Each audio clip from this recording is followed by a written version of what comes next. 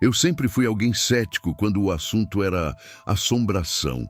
Para mim, eram apenas histórias repetidas, folclore urbano que nunca passava de imaginação fértil ou medo criado pela escuridão.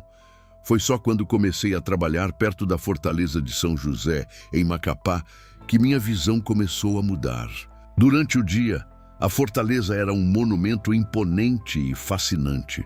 Suas muralhas de pedra antiga refletindo o calor úmido do Equador, recebendo visitantes curiosos que exploravam cada canto daquela construção feita para proteger o porto. Mas era à noite que tudo parecia diferente. O barulho das ondas e o canto distante dos grilos davam lugar a um silêncio pesado, quase palpável, como se o ar ficasse mais denso, carregado de algo indefinido e inquietante. Logo comecei a ouvir sussurros entre os guardas que trabalhavam no local. Eles diziam ter visto sombras se movendo nas muralhas. Mas não eram quaisquer sombras, eram formas humanas, nítidas demais para ser apenas ilusão. Sombras de soldados, segundo eles, vestindo uniformes antigos, daqueles que só se via em fotografias amareladas pelo tempo ou em relatos históricos. Caminhavam lentamente, com passos ritmados, como se estivessem em uma patrulha eterna. Naquela época, eu quis ignorar aquilo, achar que era truque da luz, efeito do vento ou até o cansaço dos guardas. Mas havia algo no tom das vozes deles, uma seriedade difícil de fingir. Foi aí que conheci Rafael, o chefe da guarda noturna. Um homem firme, com olhos que pareciam carregar o peso dos anos e da responsabilidade. Ele me contou que não eram casos isolados, mas relatos frequentes, quase diários. E mais que prometer, ele me convidou para acompanhar uma das rondas, garantir que eu testemunhasse com meus próprios olhos. Mal sabia eu que aquela noite não seria apenas uma vigília comum e que o mistério do que vivíamos na Fortaleza de São José acabaria por me marcar para sempre. Rafael era um homem de poucas palavras e ainda menos sorrisos. Seu rosto estava marcado pelo sol do litoral, com linhas profundas que falavam de anos carregando o peso da responsabilidade nas costas. A voz dele era firme, mas trazia uma calma que mais parecia uma muralha contra o frio que aquela fortaleza impunha quando a noite caía. Quando ele começou a me contar sobre as aparições, percebi não só seu esforço em manter a serenidade, mas também o incômodo latente em suas palavras. Nas últimas semanas, as manifestações tinham se tornado mais frequentes. Não eram mais apenas sombras vagas, quase irreconhecíveis. Aquelas figuras que apareciam tinham forma completa, e eu podia quase sentir o peso histórico que elas carregavam.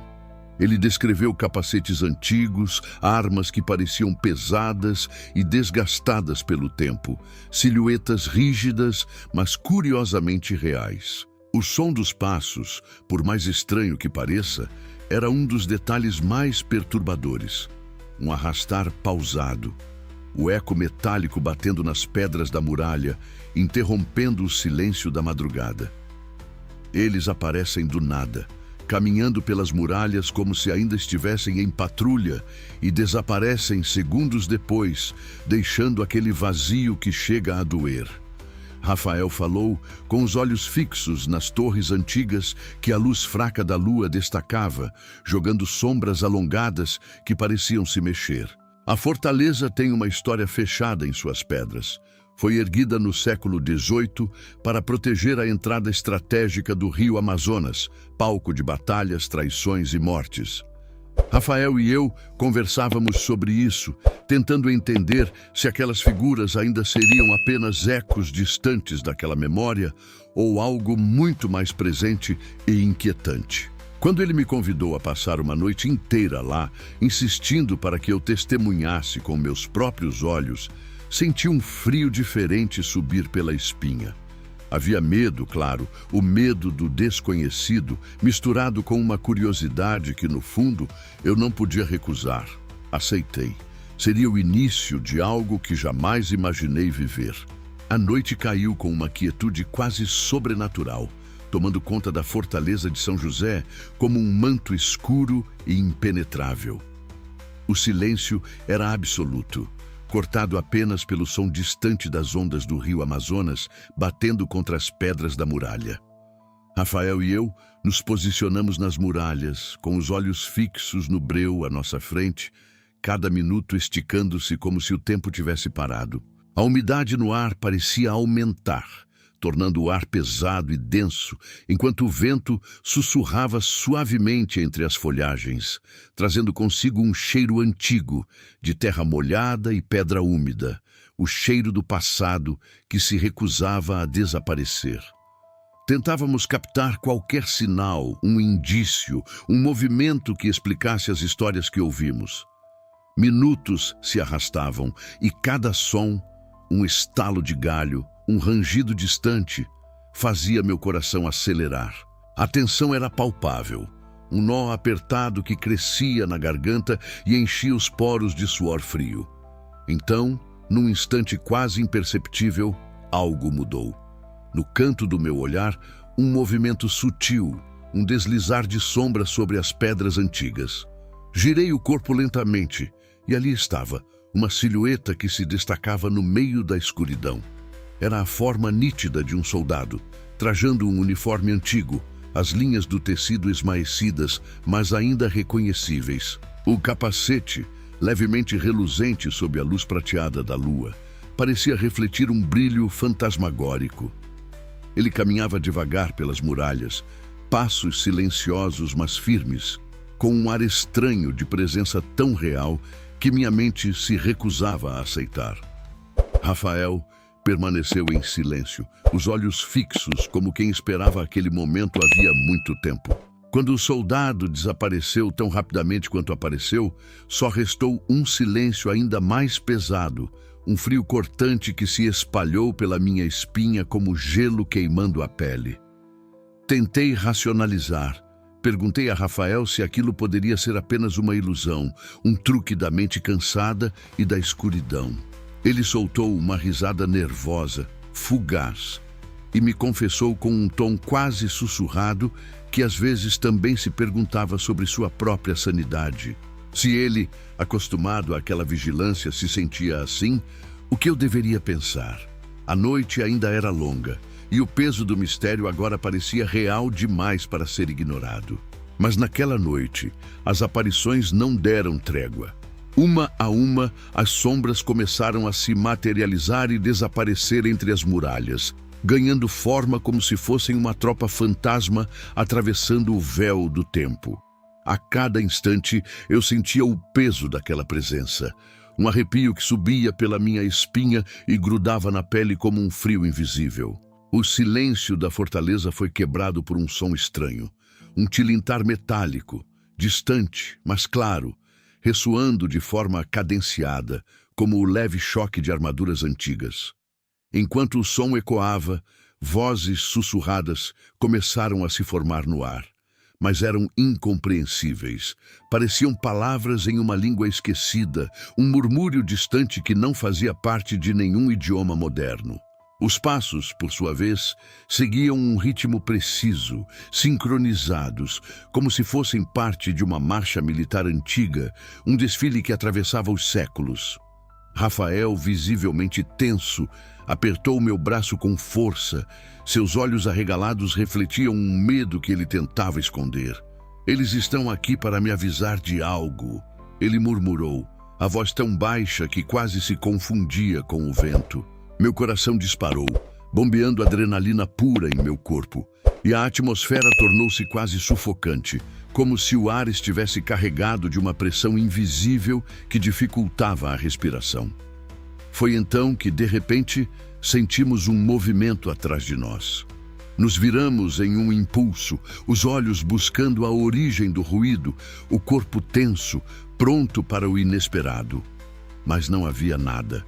Só um vazio tangível, um silêncio cortante, pesado o suficiente para parecer quase palpável no escuro ao nosso redor. Naquele momento, Parecia que as próprias pedras da fortaleza sussurravam segredos antigos, escondidos nas rachaduras do tempo. Um segredo enterrado, uma história que recusava descansar.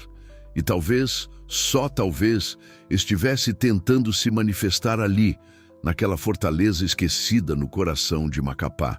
Nas semanas seguintes, Rafael e eu mergulhamos em uma busca obsessiva por respostas, vasculhando arquivos antigos, poeirentas páginas amareladas que pareciam sussurrar segredos esquecidos de tempos imemoriais. Entre aqueles documentos envelhecidos, descobrimos uma história sombria e quase invisível para a maioria. No século XVIII, um grupo de soldados havia sido destacado para defender a fortaleza de São José, mas durante um ataque surpresa, eles simplesmente desapareceram. Não havia registros claros do que havia acontecido, e ainda mais inquietante, nenhum corpo fora jamais encontrado. Era como se tivessem se dissolvido no ar, levados para algum lugar inimaginável entre as pedras da fortaleza. A lenda local reforçava essa sensação de mistério. Dizia que as almas desses soldados permaneceram presas ali, mergulhadas em uma vigília eterna, guardando silenciosamente a fortaleza contra qualquer ameaça, mesmo muito depois da morte física. Caminhavam invisíveis para os olhos comuns, mas tangíveis para aqueles, como os guardas, que tinham coragem e destino para testemunhar. Rafael explicou que isso não era apenas superstição. Os relatos indicavam que as manifestações aumentavam antes de acontecimentos relevantes, como tempestades violentas que ameaçavam a região ou movimentos suspeitos de pessoas para o lado do rio Amazonas. Era como se aqueles espectros parados no tempo tivessem um papel real e presente, quase humano, na proteção daquele território. Rafael parecia firme, decidido a proteger esses mistérios com silêncio e vigilância, como um guardião encarnado daquela história que não deveria ser perturbada. Eu, no entanto, senti o peso crescente da responsabilidade de contar o que tinha visto. Essa linha tênue que separava o passado do presente ali era muito mais frágil do que eu imaginava, quase como se o tempo ali não fosse linear. E os mortos, de alguma forma, ainda estivessem caminhando lado a lado conosco. A sensação que carregava não era apenas de medo, mas de reverência. Sabia que agora fazia parte de algo maior, algo que ultrapassava a razão. E ainda assim, precisava compartilhar. Talvez fosse o único modo de entender aquele lugar. Na última noite que passei na fortaleza de São José com Rafael, algo mudou. Não na estrutura física da fortaleza, que seguia imponente e silenciosa sob o céu estrelado, nem na umidade que impregnava o ar como uma sombra invisível, mas na atmosfera pesada que nos cercava. As paredes antigas, gastas pelo tempo, pareciam pulsar uma energia nova, uma presença que não queria assustar, mas sim se revelar. Estávamos ali, lado a lado, na vigília, quando as sombras começaram a emergir lentamente das pedras escuras das muralhas. Não eram mais meros vultos efêmeros, tinham forma, contornos definidos, como se quisessem que finalmente os víssemos. Nenhum ruído cortava o silêncio, só o som abafado da minha respiração acelerada e o paladar amargo do medo suspenso no ar. A luz tênue da lua iluminava vagamente os formatos dos soldados, suas armaduras quase translúcidas, refletindo a pálida luz prateada. Eles caminhavam com uma lentidão respeitosa, sem pressa, numa serenidade que carregava um peso ancestral. Parecia um adeus silencioso, um último aceno carregado de história e respeito àqueles que ainda permaneciam acordados naquela fortaleza. Rafael permaneceu quieto, os olhos fixos nas formas espectrais, e um sutil gesto de reverência escapou de seus lábios, como se compreendesse profundamente aquela despedida travada entre o passado e o presente. Foi nesse momento que entendi. Aquela vigília não era uma maldição, nem um tormento que pesava sobre aquelas pedras, mas sim uma vigilância. Um elo invisível entre gerações que nos lembrava que algumas histórias jamais devem ser esquecidas, que aqueles soldados continuavam de alguma forma guardando o que lhes foi confiado em vida. Até hoje, quando passo perto da fortaleza de São José, sinto um arrepio distinto, um reconhecimento silencioso dessas presenças que caminham na escuridão, velando mesmo quando ninguém vê. Talvez em Macapá o tempo se dobre, talvez o passado continue vivo, protegido, guardando seus segredos nas sombras, esperando que alguém tenha coragem para escutar. E você? Acredita nessas histórias?